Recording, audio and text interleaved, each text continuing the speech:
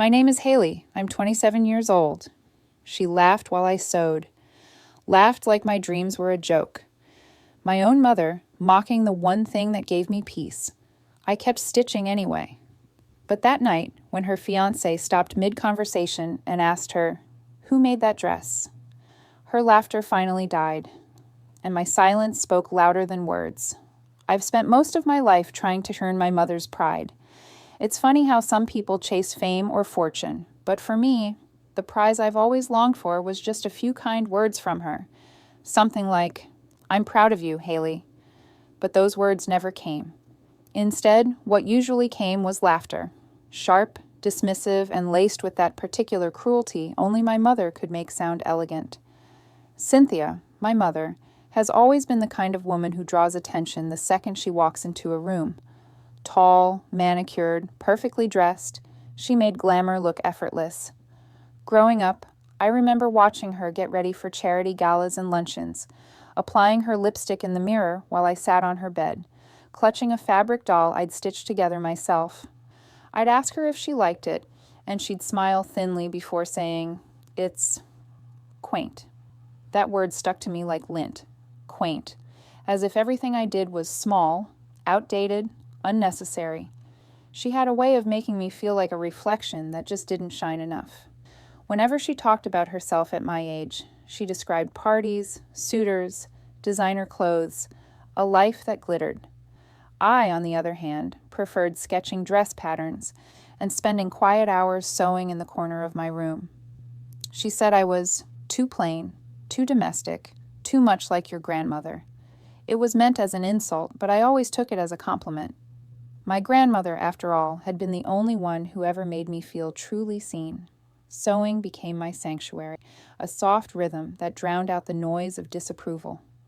I used to think of each stitch as a promise to myself that one day I'd create something beautiful enough even my mother couldn't ignore it. But that hope was crushed early on. I still remember being 14 and proudly showing her a summer dress I had made from discounted fabric. It wasn't perfect, but it was mine. She took one look at it during one of her luncheons, smirked, and said to her guests, "Isn't this adorable? My little tailor thinks she's Coco Chanel." Then, before I could react, she tore the hem right there, said she was teaching me to accept imperfection. I cried in silence that night, holding the ruined fabric. That moment became the thread running through every dress I made afterward, pain stitched neatly under every seam. Years passed, but not much changed between us. Cynthia built her image higher while I stayed in the background, repairing old dresses for boutique clients, quietly earning enough to pay my rent and buy new fabrics. I thought I was content until she announced one day that she was getting married, again. His name was Graham. From the first moment I met him, I could tell he was different from her previous husbands. He had this quiet kindness in his eyes, a calm confidence that made me uneasy because it felt so out of place beside her theatrical charm. He treated me politely, even warmly, though I kept my distance. I'd seen too many of my mother's relationships crash and burn, leaving everyone else to pick up the pieces. But Cynthia was ecstatic. "He's the one," she declared, flashing a diamond the size of a grape. She immediately began planning an extravagant engagement party, a lavish evening affair with a long guest list filled with people I could never relate to. Every day became a whirlwind of caterers, florists, decorators, and fittings. My mother, of course, ordered 3 designer gowns before the invitations were even printed. When I suggested I could make my own dress for the event, she laughed, really laughed, the kind that makes you feel like the smallest person in the room. "Oh, Hailey, darling, no," she said, still giggling. "Just don't embarrass me, okay? This is a high-profile event, not one of your craft fairs." Her words stung, but I smiled anyway. That was always my mistake with her, smiling through the sting. Later that night, I took out a roll of soft cream satin I'd been saving for something special. I spread it across my work table and traced a pattern with my pencil. I decided then and there that I would sew my dress anyway. I didn't care if she laughed. I didn't care if she sneered. This wasn't about showing her up. It was about proving to myself that her ridicule no longer held power over me. I threaded my needle, the faint metallic glint catching the light, and began to sew. The rhythmic sound of the needle-piercing fabric was the only thing that calmed me. I worked late into the night, every motion deliberate and steady. My fingers moved automatically, the way they always did when I needed to think less and feel more. The room was quiet except for the hum of my small lamp and the faint echo of my mother's laughter still lingering in my head. I remembered her mocking tone when she said I shouldn't embarrass her. But deep down, I wasn't trying to shame her. I just wanted to belong in her world, even for one night.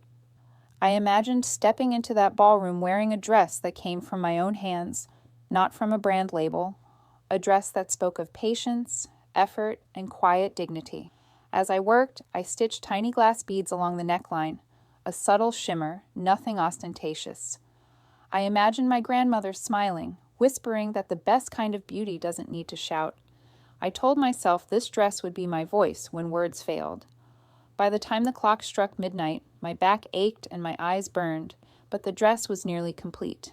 I hung it carefully near the window, letting the moonlight fall on it. It wasn't perfect. A few seams weren't aligned just right, but it was beautiful in its imperfection. It was mine. Just as I was cleaning up my workspace, I heard muffled voices coming from the hall downstairs. My mother's voice was unmistakable, that honeyed, commanding tone she used when she wanted to appear graceful. And then another voice followed, deeper, softer. Graham. I froze, the scissors still in my hand. "She's coming tomorrow, right?" Graham asked. There was a pause, long enough to make my stomach twist. Then my mother's laughter floated up the stairs, light and cruel. "Oh, Hailey?" she said between chuckles. "No, darling, she's not invited. She'd ruin the aesthetic." The scissors slipped from my fingers and clattered onto the floor. For a moment, I couldn't breathe. My mother's laughter echoed again, sharp and final, as if it were the closing stitch in a wound that would never heal. I stood frozen in the doorway of my room, staring at the dress I'd just finished, and the only thought that crossed my mind was this. If I wasn't welcome, why did I still want her to see me in it? My mother's words cut deeper than scissors. I could almost feel them slicing through the air, through me, as I stood frozen at the top of the stairs listening. "She'll ruin everything," Cynthia said, her voice laced with a cruel certainty. "She's not the kind of daughter I want people to see."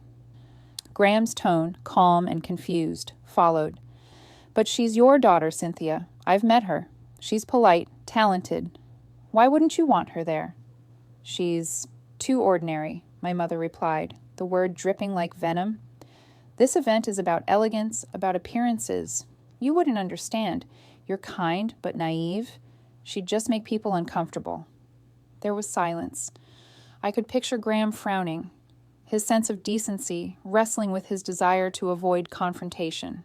Then came the sound of Cynthia's laughter, that brittle, tinkling laugh that always meant she was done with a topic.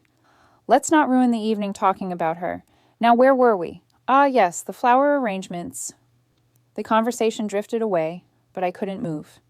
My body felt numb, my heart pulsing somewhere deep and unreachable. For years I had suspected she was ashamed of me, but hearing her say it aloud was a different kind of pain. I backed away slowly, afraid that even the creak of the floorboards would give me away. When I finally reached my room, I sank into my sewing chair and stared at the dress I'd just finished. It hung there, soft and shining, as if mocking me. I thought about tearing it apart, the way she had torn my first one when I was a girl. Maybe she'd been right all along. Maybe sewing was pointless. Maybe I was chasing a kind of beauty that would never fit her world. But as I sat there, the dress seemed to shimmer faintly in the light, a quiet defiance of its own. The cream satin caught every flicker of my lamp, and the beads on the neckline gleamed like tiny stars. Something inside me stirred. Not anger exactly, but resolve. No, I wouldn't destroy it. I wouldn't hide. She could pretend I didn't exist, but I would be there. Not to humiliate her, not to prove anything, but simply because I deserved to see the life I had been excluded from. I whispered to myself, even if I have to stand outside, I'll be there. And just like that, the ache in my chest began to dull, replaced by something steadier. I smoothed the fabric out over the table and began to perfect it. If I was going to show up, I wanted it to be flawless. That night stretched into morning as I worked. I fixed every uneven seam, re-stitched the hem, and hand-embroidered small vine patterns curling along the waist, delicate threads of silver and pale green. My grandmother had taught me how to embroider when I was 10, sitting with me for hours while I struggled to make the stitches neat. "It's not about perfection," she'd said softly. "It's about patience. Each thread holds a story." Her words replayed in my mind as I worked. I missed her terribly. She'd passed when I was 16, and with her went the only steady love I'd known. I wondered what she'd say now. Probably that I should go, lift my chin, and remember that kindness doesn't make me small. By the time the sun began to rise, my dress was complete. I held it up to the window, watching the morning light dance across its surface. It was simple, yes, not the kind of gown that would turn heads at a high society party, but it was made with care, with heart. The neckline was trimmed with beads that shimmered faintly when I moved. The embroidery wound gracefully around the waist and along the hem, catching the light like living vines. Every stitch was a memory, every thread a tiny act of rebellion. When I slipped it on to test the fit, the satin clung perfectly to my shape, neither too tight nor too loose. For the first time in my life, I looked at my reflection and didn't see the girl my mother had belittled. I saw a woman, quiet but strong, broken but mended in all the right places. I braided my hair simply, pinned it back, and placed my grandmother's small pearl clip at the side. It wasn't expensive, but it was meaningful. That was enough. As I stood there, gazing at my reflection, my mother's words echoed again. "She's not the kind of daughter I want people to see." A small, humorless laugh escaped me. "Maybe not," I murmured, "but they'll see me anyway." The day of the engagement arrived with a haze of autumn sunlight filtering through my curtains. Outside, cars were already lining up near the mansion. Luxury vehicles gleaming on the driveway, guests stepping out in tailored suits and sequined gowns. I watched them from a distance, my heart hammering so loudly it almost drowned out the faint music floating from the house. I waited until dusk when the lights of the mansion glowed golden and the laughter of guests drifted through the night air. My palms were damp as I walked down the quiet road leading to the house. Every step felt heavier than the last, but I refused to turn back. The closer I got, the clearer I could hear the soft hum of conversation, the clinking of glasses, the music swelling inside. My mother's parties were always immaculate, choreographed down to the last detail. I could already imagine her laughing among her guests, radiant and unbothered.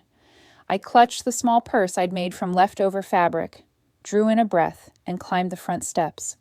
The heavy oak door opened before I even knocked, and there stood Graham. He froze when he saw me, his eyes widening. For a long, silent moment, he simply stared, not in shock or disapproval, but in something closer to awe. His gaze drifted from my dress to my face, as if he were trying to piece together how the two could belong to the same person. "Hailey?" he finally said, his voice soft, almost breathless. I nodded, unsure whether to smile or apologize for being there.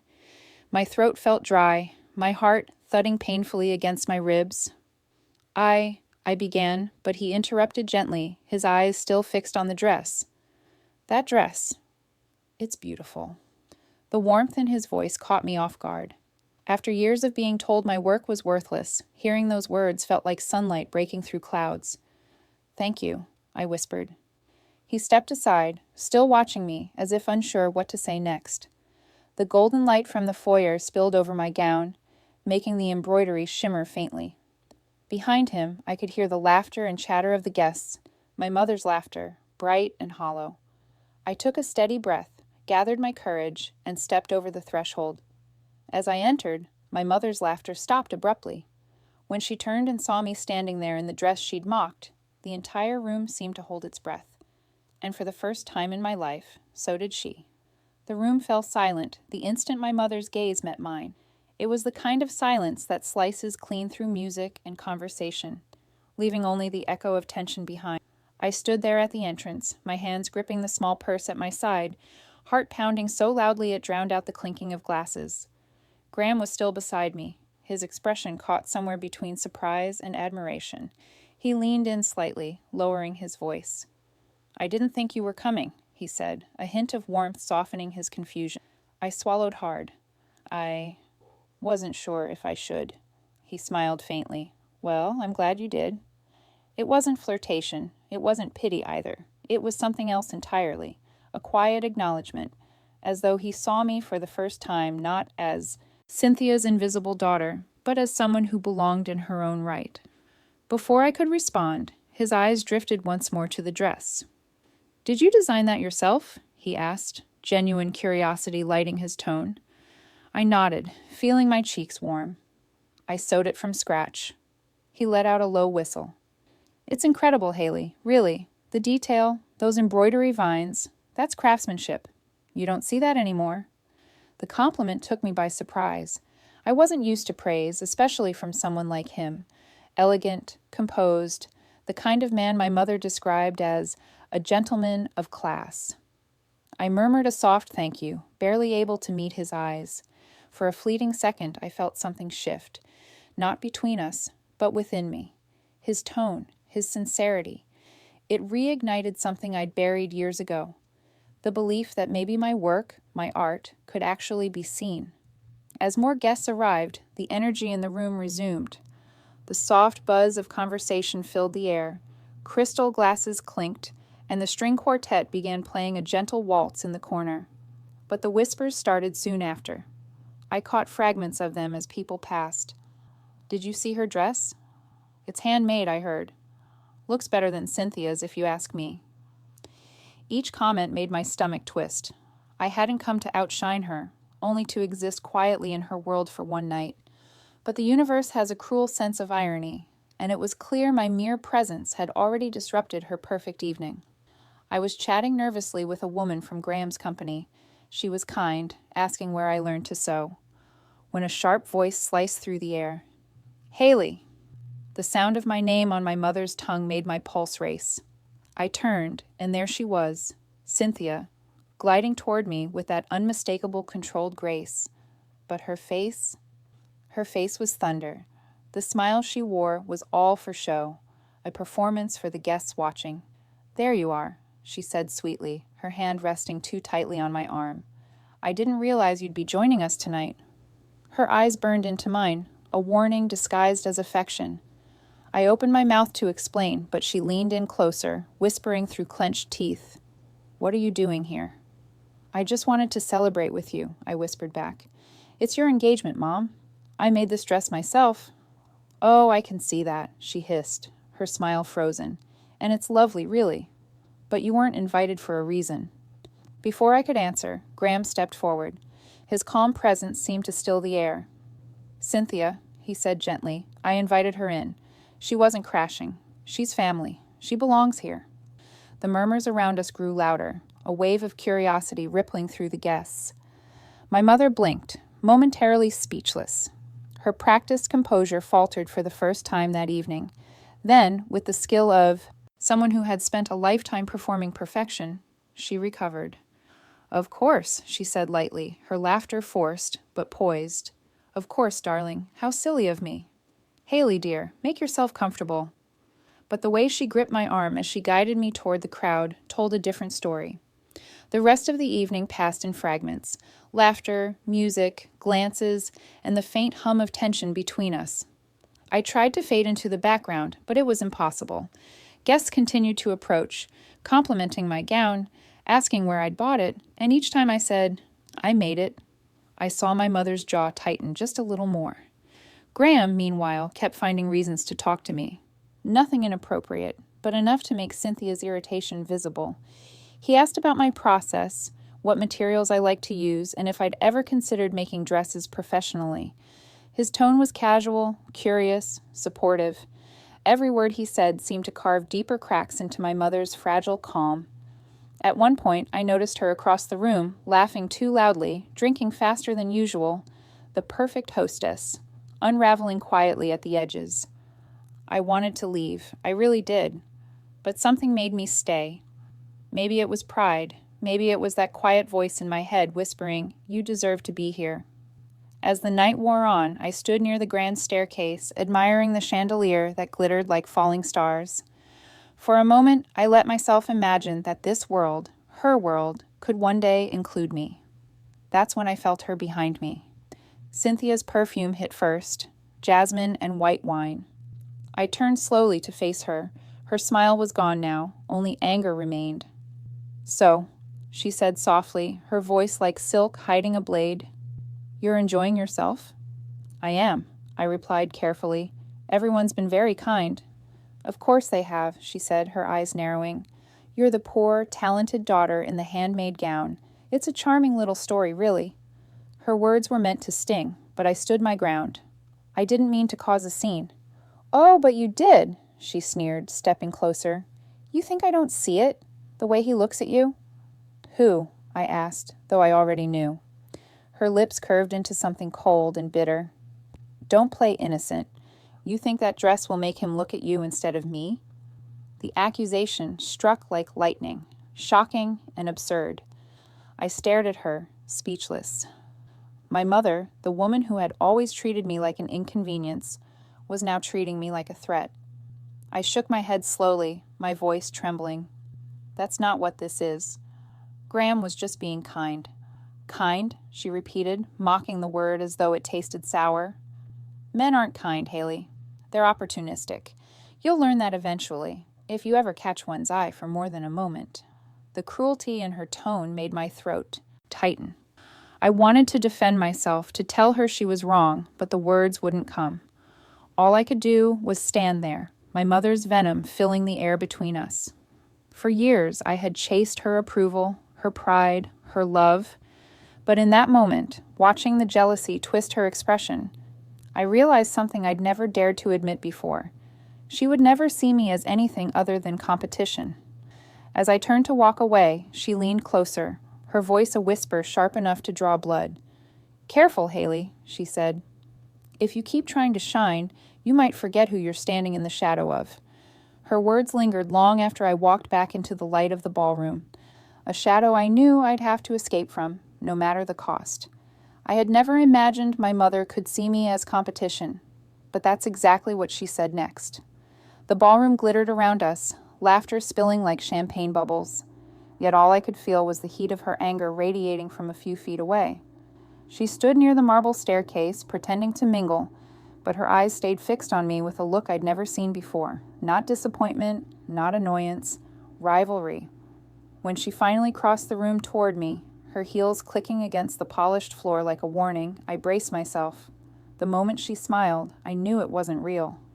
"Hailey," she purred through gritted teeth, "you're making quite the impression tonight." "I didn't mean to," I said softly. "I just wanted to celebrate with you." "Celebrate?" She laughed, but it came out brittle. "That's what you call this? You waltz in wearing that—" She gestured sharply toward my gown. "And think no one will notice the resemblance? The neckline? The silhouette? It's almost identical to mine. You're mocking me." I blinked, stunned. "No, I didn't even see your dress beforehand. I just—" "Oh, please," she interrupted, waving a hand. "Don't play the innocent little seamstress. You know exactly what you're doing." Her words hit like a slap. Even before she lowered her voice and hissed, "You think Graham doesn't see it? The way he looks at you? You're trying to steal his attention with your pathetic display." I froze. My mother's accusations had always stung, but this was different. This wasn't about disappointment anymore. It was jealousy. Pure, unfiltered jealousy. "Mom," I whispered, my throat tight, "that's not true. I would never— I just wanted you to be proud of me." Her eyes flashed, anger twisting her perfect features into something almost unrecognizable. "Proud?" she spat, voice rising. "Proud of what, Hailey? That you can sew a few stitches? That you can imitate me for one night? You'll never be me, Hailey. Never." The words hung in the air like shards of glass. I looked at her, really looked, and in that moment, something inside me cracked. All my life, I had chased her approval, molded myself to her expectations, tried to shine just enough to make her proud without ever overshadowing her. But now I saw it clearly. She didn't want a daughter. She wanted an audience, someone to applaud her, to mirror her beauty, to validate her importance. and I refused to be that any longer. Without another word, I turned and walked away, my heartbeat pounding in my ears. I felt her eyes on my back, sharp as knives, but I didn't stop. I needed air, distance, space to breathe again. I slipped out into the garden, the night cool against my flushed skin. The fountain light shimmered against the water, and for a few minutes I stood there in silence, watching my reflection ripple across the surface. The dress looked soft under the moonlight, the silver vines catching faint glimmers as if alive. "Pathetic display," she'd said. I touched the fabric gently, remembering every long night spent sewing, every quiet tear that had fallen onto the material. No, it wasn't pathetic. It was mine. A few guests wandered out for air, offering polite smiles. One woman approached, eyes bright with curiosity. "Your gown," she said. "It's stunning. May I ask who your designer is?" I hesitated, unsure how to answer without sounding self-conscious. "Oh, I made it myself." Her expression shifted to surprise and admiration. "You did? My goodness, that's extraordinary. You have real talent. Do you sell your designs anywhere?" I shook my head shyly. "No, not yet. I usually just sew for friends or small shops." "Well," she said with a kind smile, "you should consider it. That craftsmanship is rare. I'd wear one of your dresses in a heartbeat." Her words warmed me more than the wine or the soft glow of the garden lights ever could. For a fleeting moment, I allowed myself to believe I wasn't just pretending to belong here. Maybe I did have something to offer beyond being Cynthia's daughter. When I returned inside, more guests stopped me to ask about the dress. Compliments came from every corner. Women wanted my contact information. Men commented on how elegant yet unique it looked. It was overwhelming, surreal even.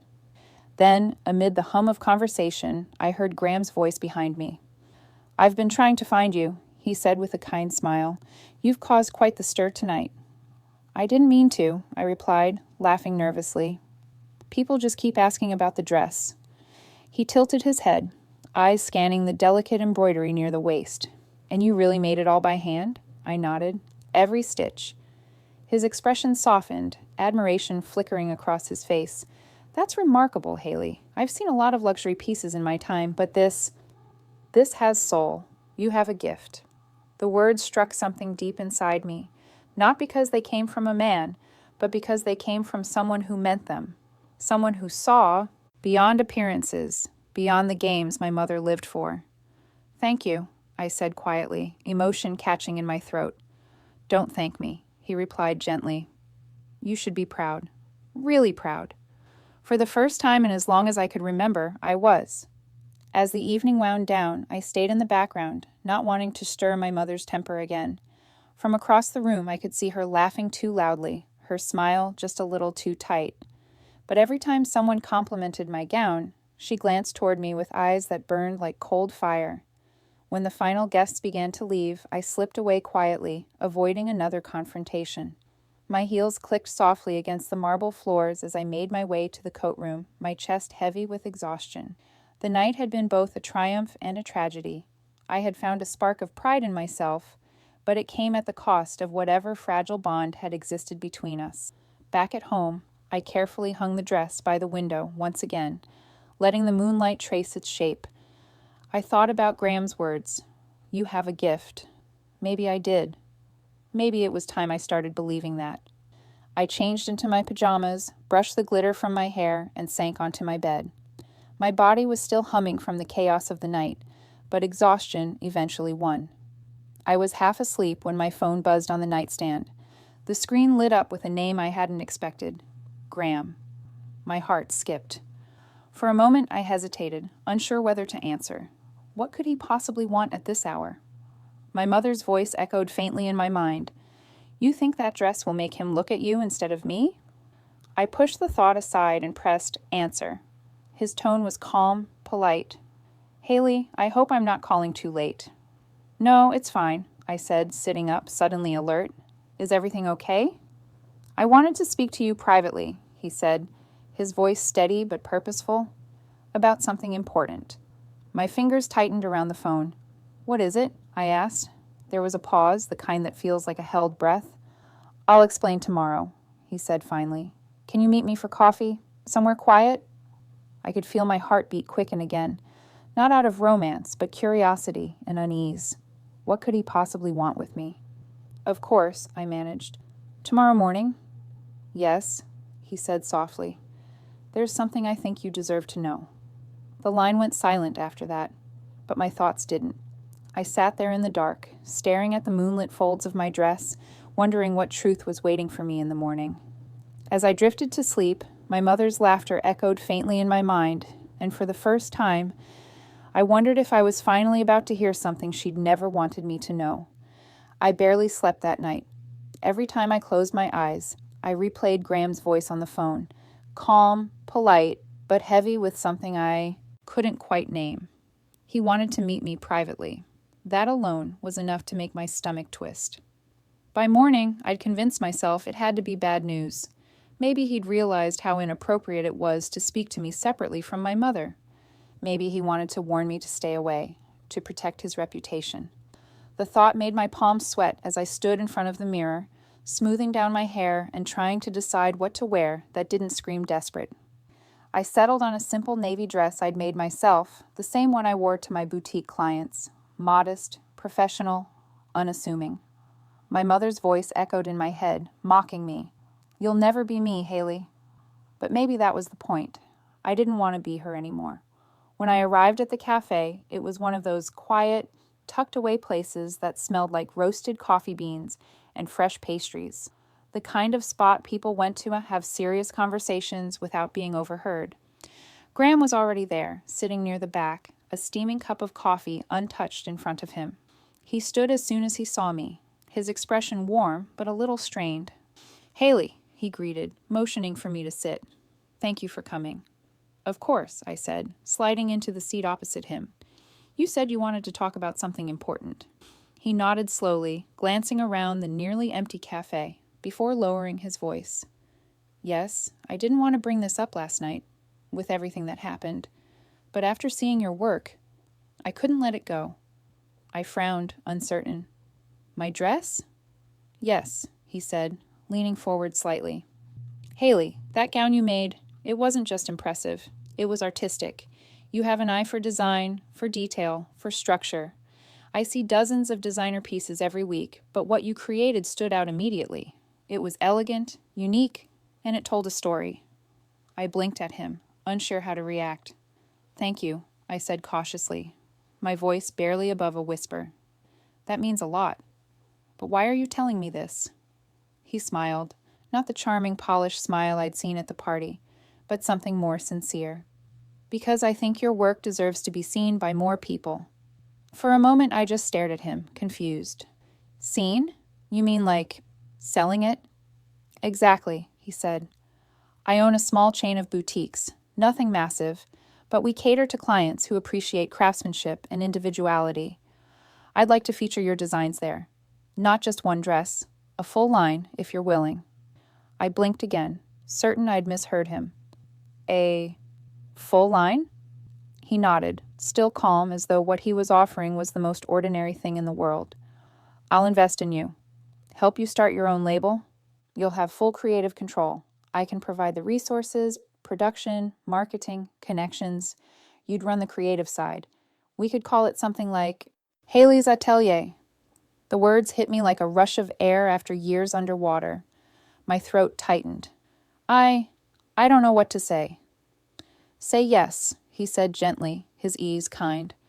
You have talent, Hailey, real talent. It's a crime to hide it because someone told you not to believe in it. He didn't have to name my mother. I knew exactly who he meant. I don't know if I'm ready, I admitted, my hands trembling slightly around my cup. I've never done anything like that before. I sew alone in my apartment. That's it. That's how most great things begin, he said simply. Small, quiet. But the right people notice, and it grows.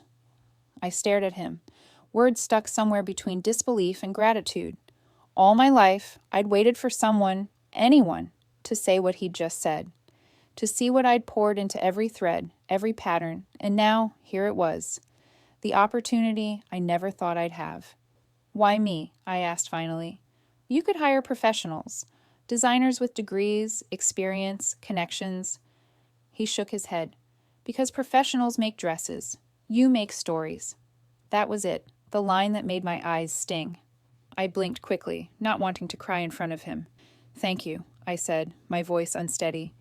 I don't even know how to repay you for believing in me. He smiled again, softer this time. You don't owe me anything. Just promise me one thing. Keep this between us for now. I'd rather finalize some details before involving Cynthia. I want everything in writing first, clear and professional. I hesitated, already imagining my mother's reaction. She won't take this well. I know, he admitted, looking thoughtful. But this isn't about her. It's about you. And I think it's time you had something of your own. Those words, something of your own, echoed in my chest long after we parted ways. We spent nearly an hour discussing details, fabrics, target clients, initial sketches. He asked for my ideas, and I surprised myself with how much I had to say. Once I started talking about textures, silhouettes, and color palettes, I couldn't stop. Graham listened intently, jotting down notes, occasionally smiling at my enthusiasm. By the end of it, I felt light, hopeful, seen.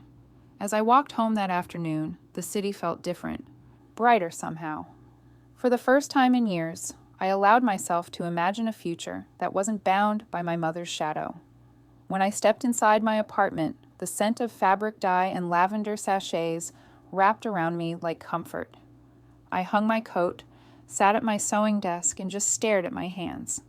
These hands, the same ones she'd mocked for being wasted on thread and fabric, might actually build something now. Still, doubt lingered. Graham's kindness felt real, but part of me feared the consequences. My mother was possessive, unpredictable. If she found out before things were finalized, she'd find a way to sabotage it. So I kept it quiet. I sketched designs at night, hid fabric samples in drawers, and checked my phone obsessively for messages from Graham.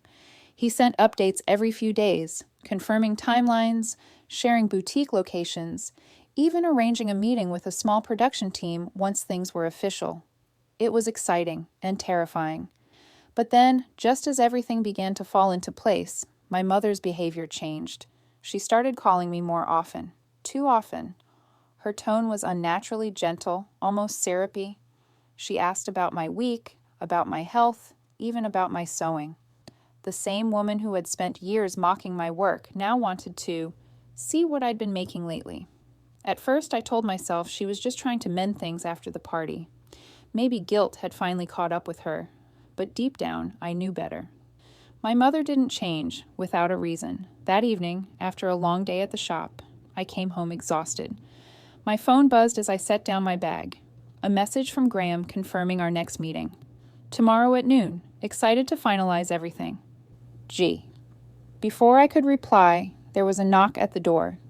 It was Cynthia. Dressed immaculately, as always, a too-sweet smile frozen on her face.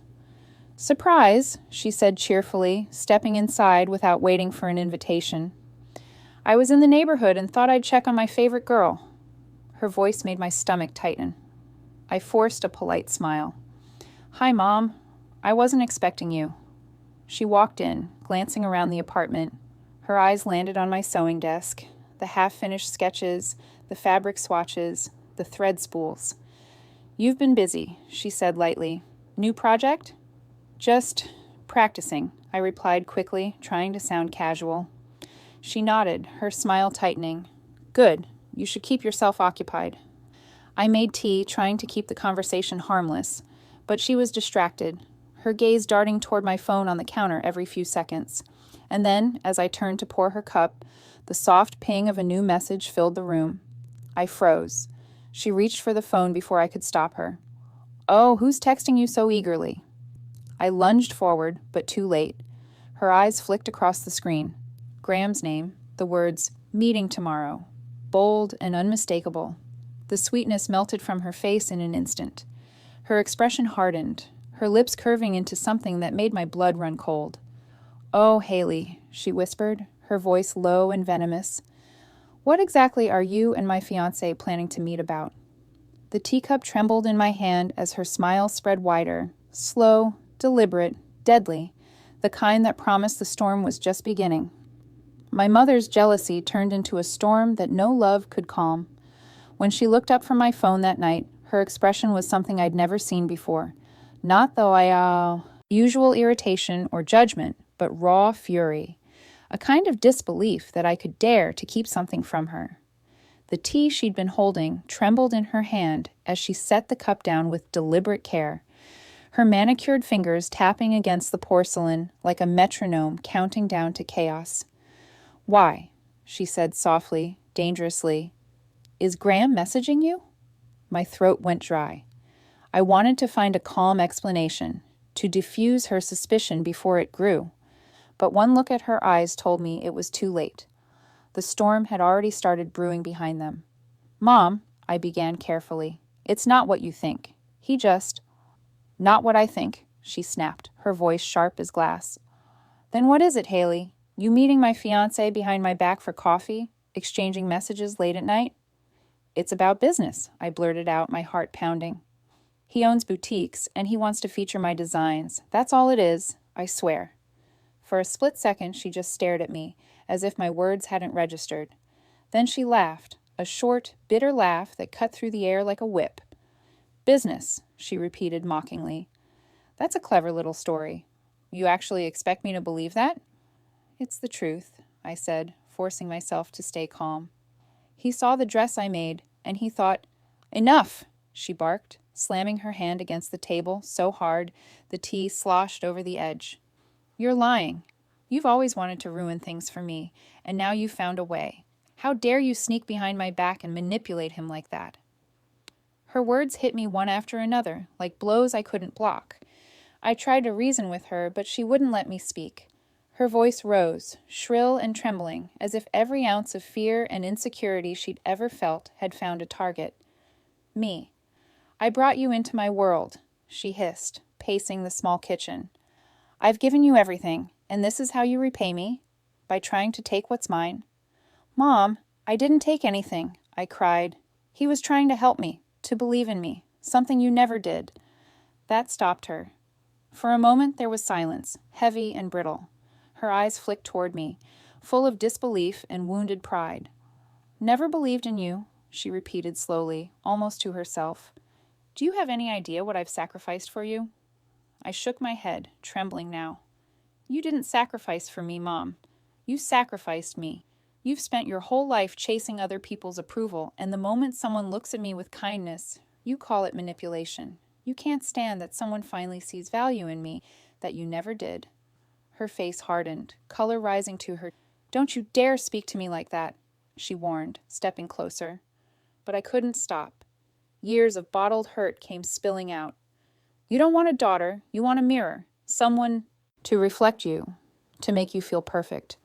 But I'm not you, Mom, and I don't want to be." The words hung in the air for a heartbeat before her hand struck my cheek. The sound was sharp, final. My head turned from the impact, a shock more emotional than physical. I lifted a trembling hand to my face, staring at her in disbelief. It had been years since she'd hit me. The silence afterward felt suffocating. She stood there breathing heavily, her chest rising and falling, the anger slowly draining into something that looked like regret, but not enough to stop the damage. "Get out," she whispered, voice hoarse. "Before you say something, you'll regret." I swallowed hard, my eyes stinging. "I already have." I turned away before she could see me cry. My hands moved on instinct, grabbing my bag, my coat, the folder of sketches from the table. She didn't stop me. Not a single word followed as I walked past her, through the hallway, out the door. The night air hit me like a slap of reality, cold, bitter, and freeing all at once. I walked without thinking, just moving, just breathing, until I reached the small apartment I'd rented months ago as a backup workspace. It wasn't much, one bedroom, cracked walls, the faint hum of traffic below. But for the first time in years, I locked a door behind me and felt safe. I sank onto the couch, pressing my palms to my face, the tears finally breaking through. I wasn't just crying for tonight, but for every time I'd tried to make her proud and failed. For the girl I used to be, the one who thought love meant earning someone's approval. The next morning, I woke up to sunlight filtering through dusty curtains and a string of unread messages on my phone. Most were from Graham. "Hailey, are you all right? I'm sorry about what happened with Cynthia. She called me in a rage last night. Please don't let this change things. The offer still stands." I reread the last one over and over, my heart swelling and breaking all at once. When I finally called him back, his voice was steady but laced with concern. "I didn't mean to cause trouble," he said. "I only wanted to help. Cynthia, she didn't take it well." I almost laughed at the understatement. "She slapped me," I admitted quietly. "Said I was trying to ruin her life." There was a pause. "I'm so sorry, Hailey. None of this is your fault. If you'd rather step back, I understand completely." I hesitated. Part of me wanted to say yes. To disappear, to avoid making things worse. But another part, the stronger part, knew this was my chance. For once, I wanted to build something that belonged to me and no one else. "No," I said finally. "I want to keep going. I need to." He exhaled audibly, relief in his tone. "Good. Then we'll keep everything professional. I'll have my assistant set up the first design meeting. You'll be paid fairly, in your own name. Hailey's Atelier."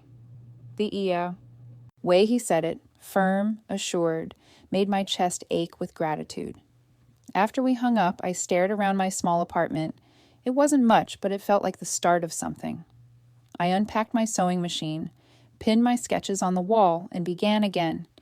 Each stitch, each cut of fabric felt like reclaiming a piece of myself that had been buried under my mother's shadow. Days passed. I threw myself into work, designing late into the night until exhaustion blurred the edges of my thoughts. I didn't check social media or answer unknown calls. I didn't want to know what my mother was saying about me. Then, one morning, as I waited for the coffee pot to finish brewing, my phone buzzed with a news alert. "Wealthy businessman cancels engagement with Cynthia Moore." I froze. My eyes darted across the headline again and again, but it didn't change. Beneath it, a smaller subheading read, "Sources close to the couple cite irreconcilable differences and concerns about character." The mug slipped from my fingers, shattering against the tile. My heart pounded as questions flooded in. Had Graham done this because of me? Had she found a way to twist the story? Or had he finally seen her for who she really was? Whatever the answer, I knew one thing for sure. The storm inside my mother was far from over, and I was about to be standing right in its path. My phone buzzed again. This time, an unknown number. I didn't have to look to know who it was. My mother was coming. My mother's world collapsed, and somehow I was to blame. It started the way most of her storms did, with a phone call. My cell buzzed relentlessly, vibrating across the sewing table until the sound of her name on the screen made my stomach knot. I almost didn't answer. But the guilt that had been eating away at me since reading that headline made me swipe accept before I could stop myself. "Hailey!" she screamed the instant I picked up. No greeting, no breath between words, just rage. "How could you? What did you say to him? You ruined everything." I held the phone away from my ear, her voice shrill even through the distance. "Mom, slow down." "Don't you dare tell me to slow down," she cut in. "He ended it, Hailey. He ended the engagement, and now everyone's talking. They're saying I'm unstable, manipulative. You've humiliated me." I closed my eyes, taking a steadying breath. "I didn't do anything. Graham made his own decision."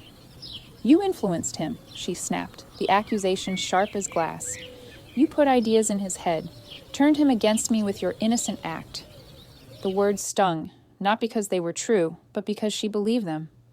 "Mom," I said quietly, "he ended things because he realized the truth. That's not my fault."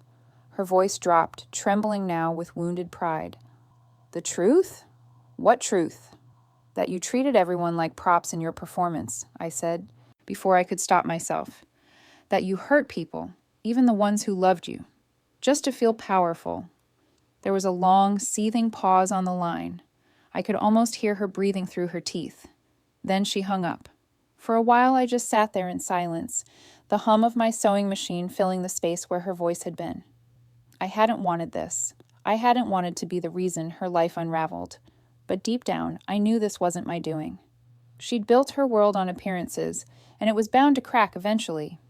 Later that evening, I received a message from Graham. It was short, respectful, and gentle. Everything my mother's call hadn't been. Hailey, I wanted you to hear it from me. I ended the engagement. I couldn't keep pretending everything was fine when it wasn't. Cynthia isn't a bad person, but she's not who I thought she was. Please don't feel responsible. I needed to do this for my own sanity. I read those words over and over until they blurred. Relief and guilt twisted together in my chest, impossible to separate. I typed a reply, deleted it, then typed again. I'm sorry for everything that happened. Thank you for believing in me. He didn't respond right away, but I didn't need him to. The silence between us felt like mutual understanding, a chapter quietly closing. In the days that followed, I tried to lose myself in work. Graham had kept his promise about our business arrangement. Within a week, I received confirmation that my designs would be featured in one of his boutique chains. He'd even hired a small local production team to help me scale up without losing the handmade essence of each piece. The first collection sold faster than I could have dreamed. Simple, elegant dresses. Each one stitched with intention, each one carrying a story. The boutique posted photos online, and soon orders began flooding in. People loved the authenticity, the craftsmanship, the honesty in the work. For once, I felt like I was building something real, something that belonged entirely to me. And yet, late at night, when the city went quiet and the hum of my sewing machine stopped, a familiar ache crept back in. I thought about my mother, not the fury, not the control, but the fragility beneath it all. The woman who had once been dazzling, who had built her life around being adored, and who now stood alone. No matter what she'd done, part of me still wanted her to be okay. That was the curse of being her daughter, always reaching out even when I knew I'd get burned. It started subtly at first. A text message at midnight. Do you have time to talk? Then a week later, she appeared at my apartment door, sunglasses hiding eyes that were red and tired. She didn't apologize. She never did. She just sighed dramatically and said, I didn't know where else to go. Despite everything, I let her in. She sat on my couch, glanced around the room, and said, So this is where you've been hiding. It's cute.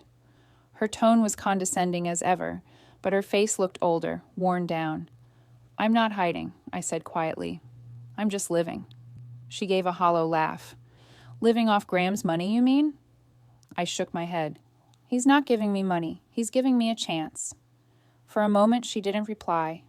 Then, with a sigh, she reached into her purse, pulling out a tissue. You've always been too trusting, Hailey. People use you. They'll use your little talent and then throw you away. I bit my tongue to stop the words from spilling out, the ones that wanted to say, that's what you did. Instead, I made her tea and listened as she talked about her terrible luck and the betrayal she'd suffered. She painted herself as the victim, as always. I wanted to believe her, to comfort her, but it was exhausting, watching her rewrite the story again and again until she was blameless. Before she left, she asked for money. Not much. Just a little until I get back on my feet. I gave it to her without hesitation. She didn't thank me. She just smiled faintly, patted my hand, and said, You're a good girl. You always were. Then she was gone. It became a pattern. She'd show up unannounced, sometimes crying, sometimes angry, always wanting something. I kept giving, hoping one day it would be enough to bridge the chasm between us. It never was. One afternoon, I found her waiting outside my studio. She'd shown up without calling, wearing sunglasses even though it was overcast. I could tell she'd been drinking. Mom, I sighed, unlocking the door. You can't just... I need to talk to you, she said, her tone strangely urgent. I have something for you. I frowned. What is it? She reached into her bag, pulling out something wrapped in tissue paper. Her hands trembled as she held it out to me. I found this while I was cleaning. I thought, maybe you'd want it. I took it hesitantly, unwrapping it layer by layer. When I saw the fabric, my breath caught. It was pale yellow, faded, torn, the seams uneven but familiar. My first dress, the one I'd made when I was 14, the one she'd ripped apart in front of her friends. The air went still between us.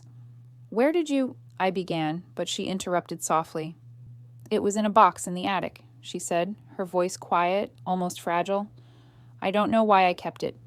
Maybe I felt guilty. Maybe I just couldn't throw it away. For the first time, she looked uncertain. Not defensive, not angry, just human. I stared down at the ruined dress in my hands, feeling 1,000 emotions collide. Anger, sorrow, nostalgia, love. All I could whisper was, "You destroyed this." She gave a faint smile, one corner of her lip trembling. "I know. I destroy a lot of things." She took a shaky breath, her eyes glistening as she whispered, "But maybe this time I can fix one."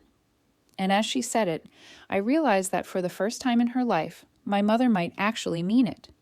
The same dress she had torn to shreds when I was 14, she now held tenderly in her trembling hands, tears glistening in her eyes. For a moment, I couldn't move. The sight of her cradling that faded yellow fabric felt like stepping into a memory I'd spent years trying to forget. She looked smaller somehow, not the grand, commanding woman who used to tower over me in heels and perfume, but fragile, almost uncertain. "I found it in a storage box," she said softly, her voice barely above a whisper. "I don't even remember why I kept it, but when I pulled it out and saw it again, I couldn't stop crying." I stared at the dress, the crooked seams, the frayed edges, the stain on the hem that I'd never managed to wash out. It was a relic of everything I'd tried to build and everything she'd once broken. My throat tightened, the air heavy with ghosts of the past. "I thought you hated it," I said quietly. Her fingers brushed across the torn fabric as though touching something sacred. "I did," she admitted. "Not because it was ugly, but because it was beautiful. Because you made something that I couldn't. Something I didn't understand." I blinked, startled. "You didn't understand?" She nodded, her eyes distant. "You had patience, focus, heart. I only ever had ambition. I've spent my whole life chasing admiration, not realizing that the only admiration that ever mattered was yours." For years, I had dreamed of hearing something like that. A confession, an apology, any sign that she'd ever seen me for who I was. Now that it was finally happening, it didn't feel like victory. It felt like loss, because it came so late, after so much damage had already been done. I swallowed the lump in my throat. "You never had to chase it, Mom. You already had it. I just wanted you to see me." Her eyes glistened. "I know," she whispered, "and I didn't. I didn't know how to love you properly. Every time I looked at you, I saw what I wasn't. Kind, steady, uncomplicated, and I resented you for it. I'd imagined 100 ways our reconciliation could happen. Screaming, tears, accusations, but not this quiet honesty. For the first time, I didn't see her as the glamorous, untouchable Cynthia Moore. I saw her as a woman who'd built her identity around control because she'd never learned to be loved without it. We sat together in silence for a long time, the years of resentment thick in the air between us. She placed the torn dress gently on the table, her eyes lingering on it like it held every regret she'd ever carried. "I used to hate the sound of your sewing machine," she said suddenly. "That quiet humming. It reminded me of how peaceful you were. I couldn't stand it." I almost laughed at the absurdity, but it wasn't funny. It was heartbreak. Wearing an honest face. "Why?" I asked softly. "Because I didn't know peace," she said, voice trembling. "I only knew performance." That single sentence felt like the truest thing she'd ever said. I rose from my chair, uncertain what to do with all the emotions crashing through me. My hands moved automatically to my work table, where my sketchbook lay open. Pages filled with pencil drawings of new designs for my next collection. "Do you want to see what I've been working on?" I asked, my voice cautious but hopeful. Her head lifted, surprise flickering across her face. "You'd show me?" "Of course," I said. "You're my mother?" I brought the sketchbook to the table and set it beside the ruined yellow dress. She opened it gingerly, turning each page as though afraid to crease it. For the first time in my life, I watched her study my work without criticism. Her fingertips traced the lines of a gown sketch, her lips parting slightly.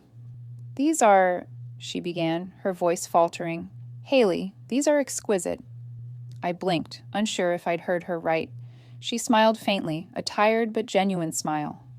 "The details, the shapes, they're refined, elegant, but not arrogant. They have heart. You found something I never could." Hearing her say that, even once, was worth every sleepless night I'd spent wondering if I'd ever be enough. For the first time, her praise didn't feel like a performance. It felt real. "Thank you," I whispered, tears threatening to spill. She reached across the table and squeezed my hand lightly. "I should have told you years ago," she said, her voice thick with regret. "I should have told you how proud I was of you." I squeezed back, afraid that if I let go, the fragile peace between us would shatter. "Maybe we can start over," I said softly. "It doesn't have to be perfect, just honest." She nodded, her gaze dropping to the dress again. "Honesty," she murmured. "I think I could try that." After a few quiet moments, I stood and walked to a small cabinet. From inside, I pulled out one of the printed catalogs from my first collection, Hailey's Atelier.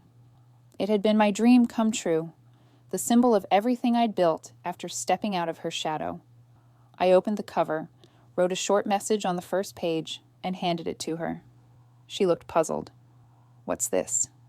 "Something I wanted to give you," I said. "A reminder of what grew from what you tried to destroy." She flipped open the first page and read the note I'd written. "For the woman who taught me what beauty isn't." Her eyes widened slightly, then softened. She let out a small, broken laugh, the kind that carried both pain and acceptance. "Maybe," she said quietly, "I taught you what it truly is." I smiled faintly, tears prickling my eyes. "Maybe you did." We sat together again, side by side, the yellow dress between us and the catalog beside it, the past and present, touching but not overlapping. It wasn't forgiveness, not entirely. It was something else. An understanding, fragile but real. As evening fell, I walked her to the door. She hugged me, a hesitant, trembling embrace that felt like the first real one of my life. "I'm sorry, Hailey," she whispered, "for everything."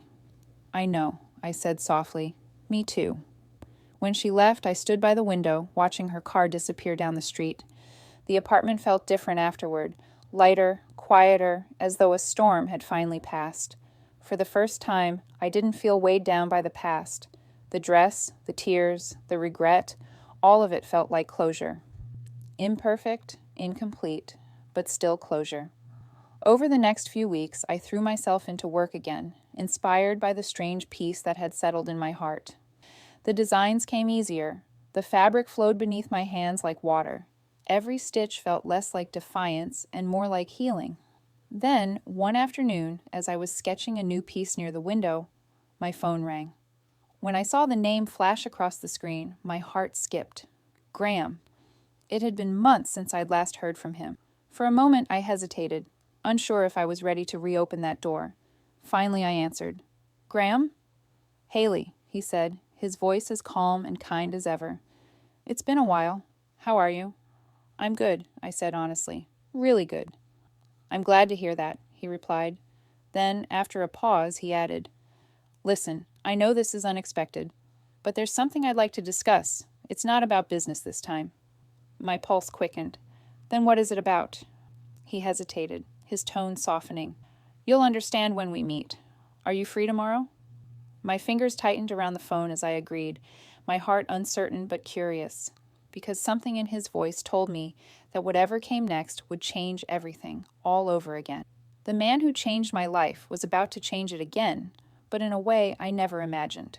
When Graham's name lit up my phone, I expected to hear something about a new collection or a business opportunity, but as soon as I heard the quiet tone in his voice, I knew this wasn't about fabric or design. It was something bigger. "Hailey," he began, calm as ever, "I have some news. I've accepted an offer overseas, a long-term project that'll keep me away for quite a while." My heart sank before I could stop it. "You're leaving?" "Yes," he said gently. "But before I go, I want to talk to you about the boutique line. It's doing incredibly well, and I want you to run it while I'm gone." For a moment, I thought I'd misheard him. "Me?" "Of course," he said. "You've built it from the ground up. The team trusts you, the clients adore you, and every success we've had is because of your vision. You've earned this." I didn't know what to say. My mind flashed back to the night I'd first showed him my handmade dress, to the shy, trembling girl who couldn't even look him in the eye. Now he was offering me the chance to lead something I'd only dreamed of. "I don't know what to say," I whispered. "Say you'll do it," he replied warmly. "I'm proud of you, Hailey. I hope you know that." That single sentence, "I'm proud of you," hit me harder than I expected. I'd spent half my life waiting to hear those words from my mother, and now they came from someone who saw me not as a reflection or burden, but as a whole person. "I'll do it," I said, my voice steady. "Thank you, Graham, for everything." He chuckled softly. "No, thank you. You turned a small idea into something remarkable. I'll be watching from afar. Just don't forget to take a little credit for your own brilliance, all right?" When the call ended, I sat there for a long time, staring at my hands. The same hands that had once trembled beneath my mother's laughter. They looked different now, steadier, stronger. They weren't just capable of stitching fabric anymore. They were capable of building a life. That evening, as the city lights blinked on outside my window, I found an envelope waiting in my mailbox. The handwriting stopped me in my tracks, flowing cursive, precise, unmistakable. Cynthia Moore. For a long time, I just held it, afraid of what it might contain. An accusation, another attempt to guilt me, but curiosity and hope won out. I slid my finger under the seal and unfolded the letter. It wasn't long, just a single page, but the words were unlike anything I'd ever expected from her. "Hailey, I don't know if I'll ever find the right way to say this, but thank you. You were stronger than I ever knew how to be. Watching you build something out of the pieces I once broke has forced me to look at myself, really look. I won't pretend to understand all my mistakes, but I'm trying. Maybe that's the start of something good. You didn't just make dresses, Hailey. You made meaning. You made peace. And, in your own way, you made me better for having seen it. Your mother, Cynthia." It wasn't an apology, not fully, but it was something I never thought I'd receive. Gratitude, and somehow that meant more. I folded the letter carefully, tucking it into a drawer beside my grandmother's old embroidery kit. Then I turned back to my work table, where a fresh roll of white silk waited, smooth, unblemished, untouched. I knew exactly what I wanted to make. For years, I dreamed of sewing one final piece. A dress that wasn't for sale, not for anyone else's approval, not for show, just for me. Something that carried every lesson I'd learned, every heartbreak, every triumph. Something that whispered forgiveness.